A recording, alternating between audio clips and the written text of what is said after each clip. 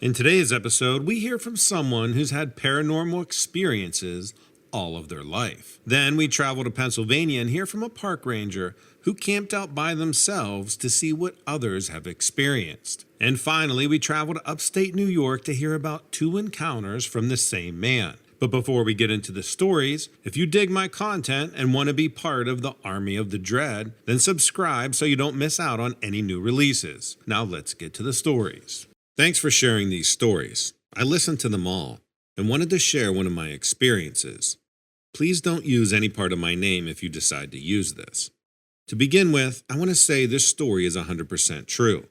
I'm not here to waste time typing up a story just to get some attention. So my whole life, I've had paranormal experiences, enough to probably write a book about. But this one I wanted to post because I was pretty shocked it happened.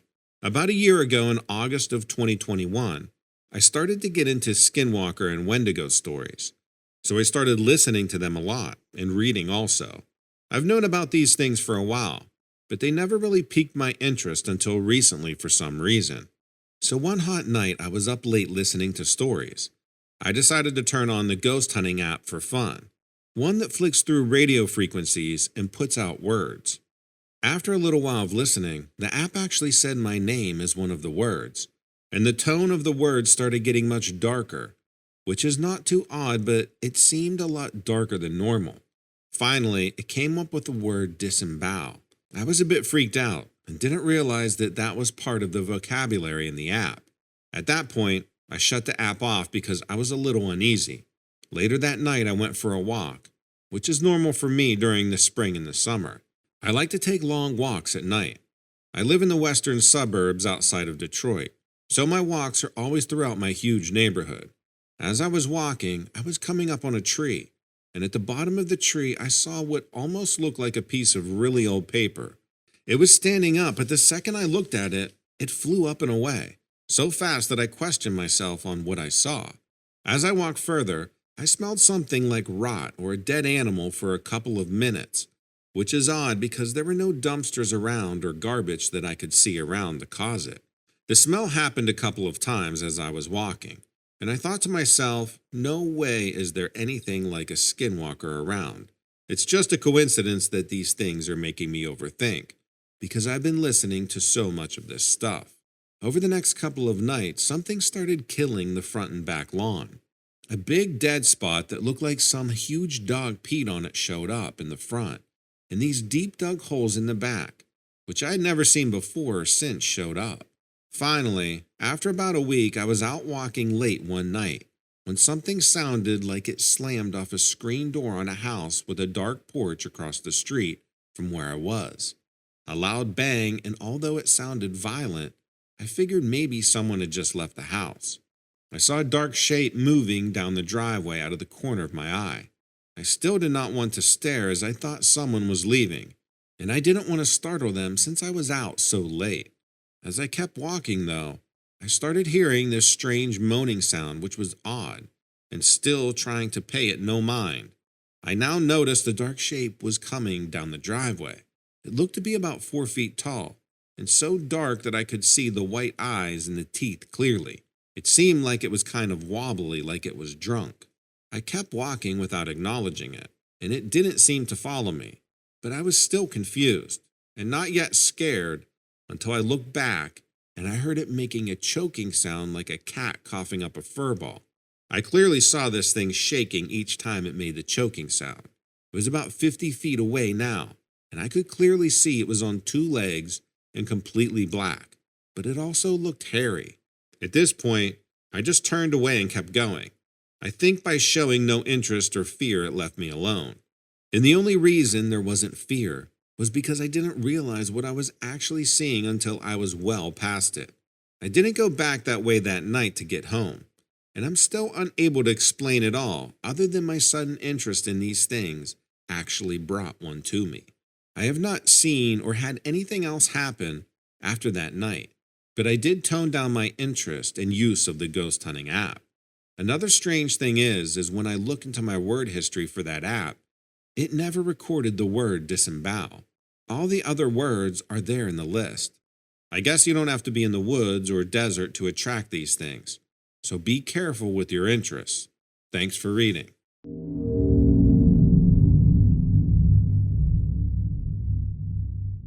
I've been a park ranger for a long time. I've moved around between parks some, though.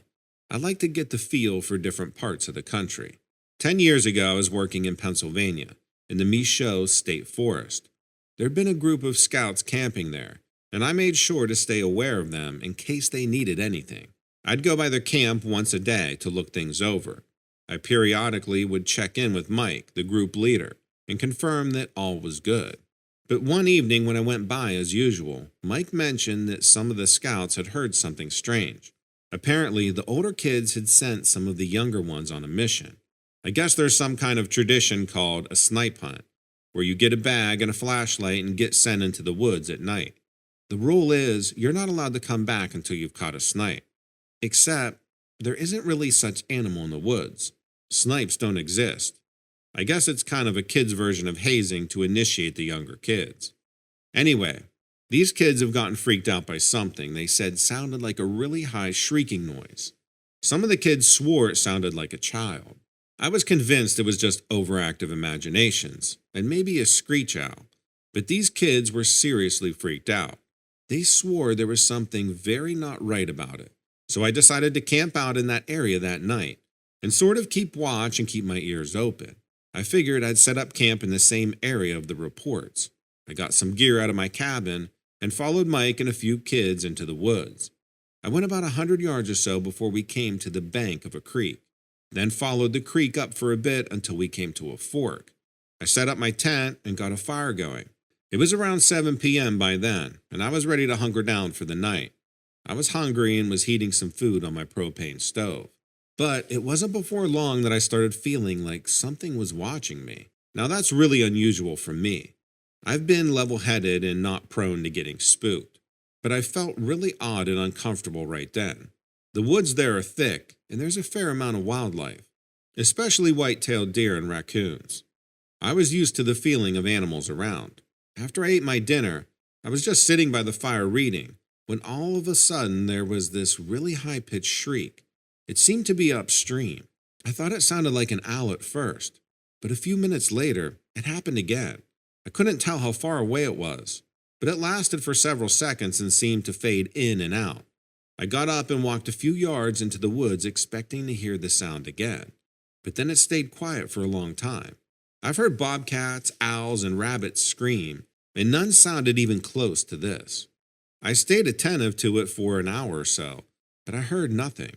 I finally decided to try to get some sleep, but I was restless and just kept waking up to listen. The next morning, I was making some breakfast and Mike came by to ask if I heard anything. I told him about the shrieking and said it sounded unlike anything that should be in the park. And I admitted to him that I was still having this weird sense of being watched. I told him that it was strange enough to me, that I decided to stay another night to see what I could figure out. This time, I decided I would try not to sleep at all. There was a full moon, and a lot of woods and creek were visible. Around 1 a.m., I walked out to a spot to relieve myself, and almost instantly felt this really heavy presence. I stood completely still and listened as hard as I could.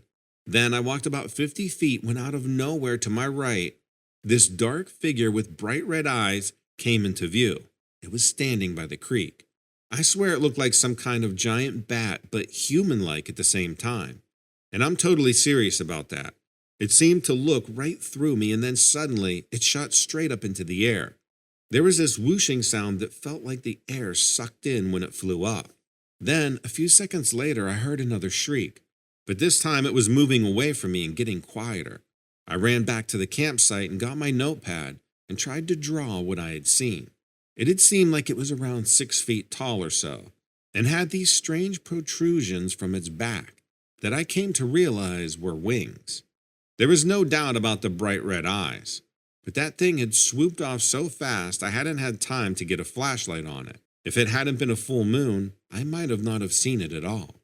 A big part of me wanted to leave, but I decided to stay the rest of the night and watch for it to reappear and make some sounds. In the end, nothing else happened, but that feeling of being watched stayed with me. I told Mike about it the next morning, and since the scouts were scheduled to leave that afternoon, we decided not to say anything to the kids.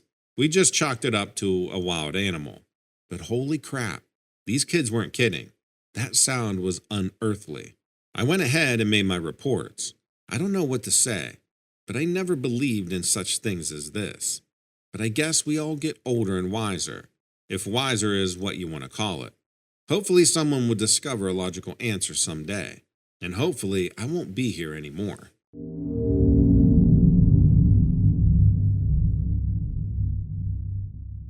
First off, I want to let you know that I'm a big fan, and I've been watching your content for a while now. I've always been interested in the supernatural and in cryptid hunting. There's way more out there than what the government or mainstream media wants you to know. I'm happy there's channels like you that bring these issues to light. I think my affinity for these stories began when I saw my first cryptid back in 1973. I was only 11 years old, but that day has stuck with me for my entire life.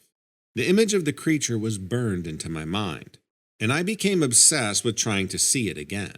Well, now it's nearly 50 years later, and yesterday I came into contact with this type of beast once again. I was born and raised in Albany, New York, and have always been curious about nature and animals. I spent a great deal of time exploring the Albany Pine Bush Preserve. We're situated right between the Catskills and the Adirondacks, and there are tons of trails throughout the area. I'm going to start with my first interaction with the creature. Then I'll tell you all about what went down yesterday. It was in the 70s, so things were a bit more wild and free. I would spend most of my days running around with friends and my brother in the city and surrounding suburbs. We would buy candy and play pranks on the store owners. Some summers we'd stay over at my aunt's house, which was just down the road from Pine Bush. These summers were amazingly fun, and we felt like we had the whole preserve to ourselves. After what we encountered, I knew that wasn't true. The most interesting part of the preserve are the sand dunes. Now, we're right smack dab in the middle of upstate New York. You don't expect soil to look like a beach. The barren sands are often going up in smoke since they are so dry and desolate. But there's a great deal of critters living in these woods, even on the dunes. I went out exploring one day by myself because my brother was at horse camp or something.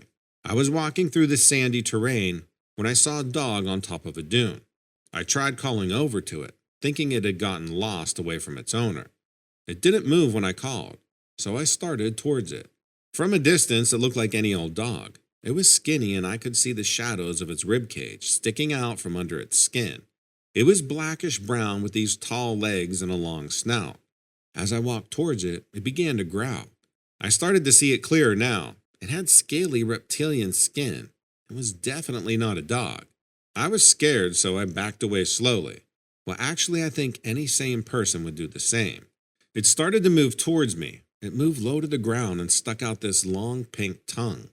I turned to run but never looked back. I don't think it ended up chasing me and I never saw it again. This day stuck in my mind for the rest of my life. I told my friends and family about what I had seen, but nobody had believed me. They thought I was making the story up for attention.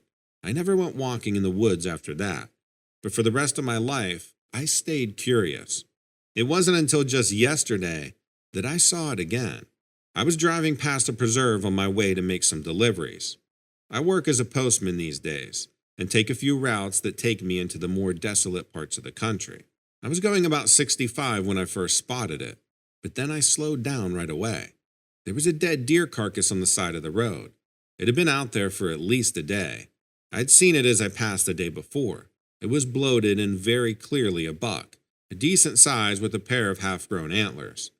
It had a bit of attention from bugs, but it wasn't in bad shape at that point.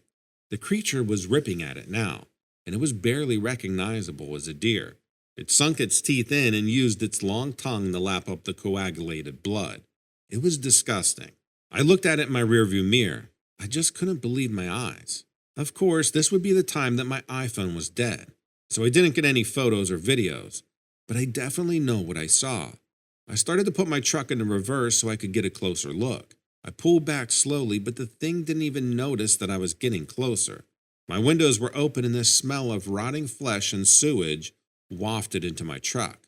I tried to hold my breath, but it was just this terrible smell that started to make my eyes water. I closed them for a moment to try to push out the tears, and when I opened them again, The creature was walking towards my car.